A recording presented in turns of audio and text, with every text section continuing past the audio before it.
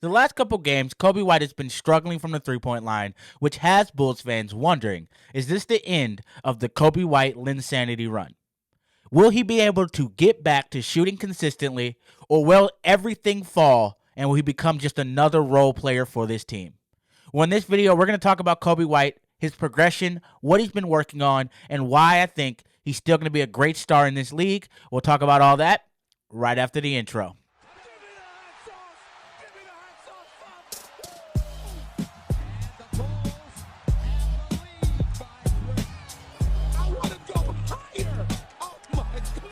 Welcome to the Let's Talk Bulls podcast. So the last couple weeks, Coby White has been on a tear, shooting over 50% from the three-point line and making teams really have to learn to play him differently. Now, as teams have changed the way they play him, he has also struggled the last couple games with understanding his shot now as he's hit a slump the last 2 or 3 games.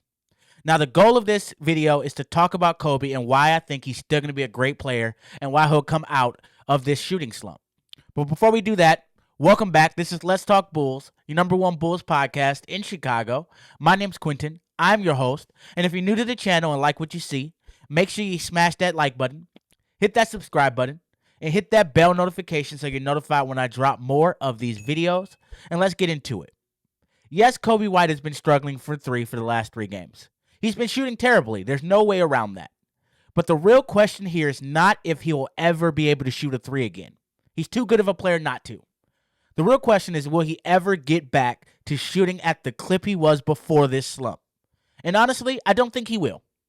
I really doubt Coby White will continue to consistently shoot over 50% from the three-point line and from the field. That's just not something you see consistently in the NBA. But what I do think is Coby can come back strong, get his confidence back, and hover around that 44 to 45% range if he takes the smart shots.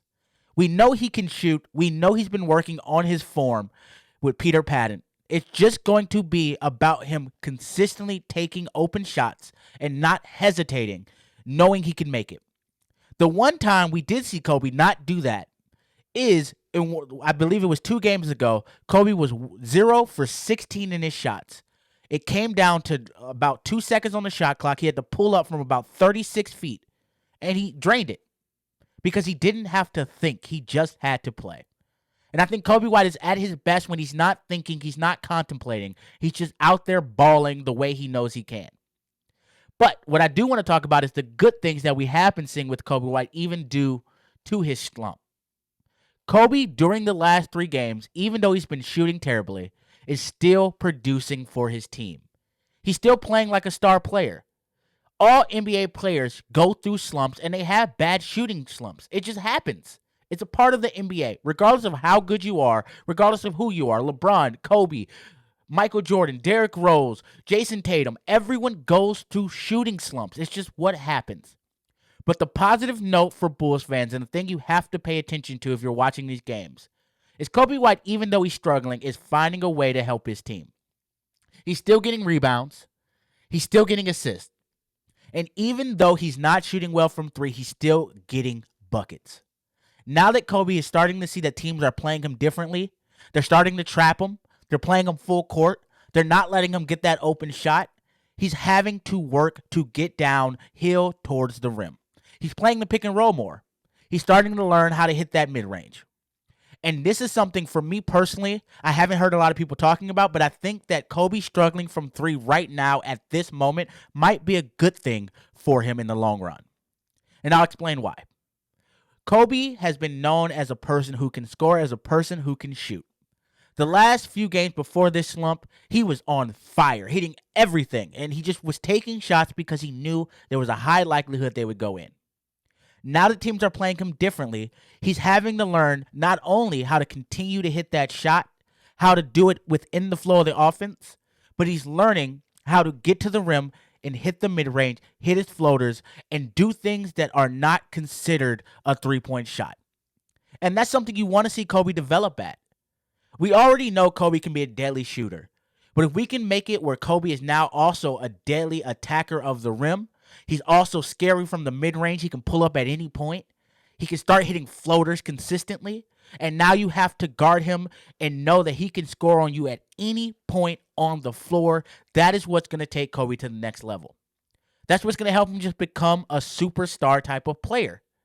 And I think right now, the Bulls know that they are not a championship contending team. Zach LaVine's hurt. He might get traded.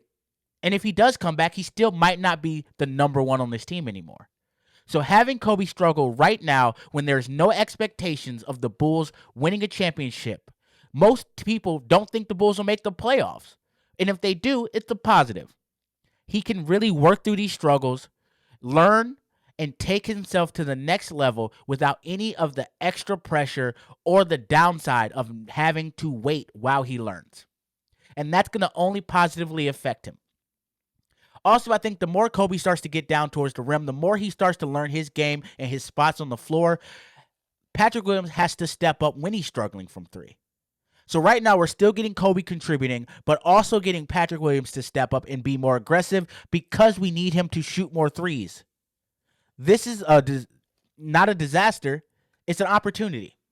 It's a chance for us to develop our young core and let them understand the growth of the NBA, the growth of becoming a star and the focal point of a team without the expectations of them having to be a playoff or championship contender. This is something Coby, Patrick, Ayo have not had. Julian Phillips right now is coming into this league not having to worry about, will I get in because of the big three?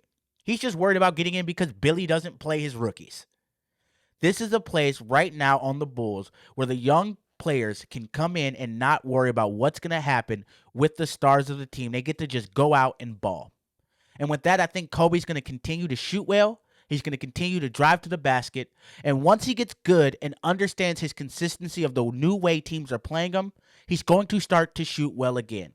And once that happens, he's going to have his three-point shot. He's going to be able to attack the rim. And he's going to have that mid-range. Also, with Patrick Williams being aggressive, teams are going to have to stick a little bit off of him to make sure Patrick doesn't go off. You now bring Zach LaVine back into that because he most likely won't get traded right now. And if Zach LaVine can start to mold his game like DeMar has been trying to do, now you have a team that is passing the ball and a Coby White that has people stuck paying attention to Zach, DeMar, Patrick Williams, and Vooch, which makes him a player who can play freely and do the things he needs to do. Now, mind you, in the future, as this moves on, Zach will probably get traded. DeMar will most likely leave. Who knows what will happen with Vooch? But we are hearing that Lonzo Ball right now is also starting to be healthy. He's going to start trying to run in January. He's not having pain in his knee. And if he comes back and can be 80% of who he was and take over that starting point guard position, you now have a Coby White who's had the time to develop and grow his game and take over that Zach LaVine, star of the team, leading scorer type of role with a point guard that loves to get his players open. And like I said, this doesn't involve Lonzo being 100%. If he could be 80% of who he was and just get the ball to the right spots, get Coby to play correctly, and have Coby learn underneath him for defense, as well as having Caruso also help Coby with defense, I think Coby White's defensive game will also take a leap that will make him a great defensive player. He's athletic. He's fast. He can start to play defense if he learns the IQ, and we can see he does work hard on learning how to play basketball and learning new moves, especially focusing on getting better on the defensive end as well as the offensive end. So that answers the question. What will happen with Coby White? Is this a Linsanity type of situation? One, he's going to be the star of the Bulls. If he gets back to shooting the way he was and starts to play consistently, he can have the keys to this team.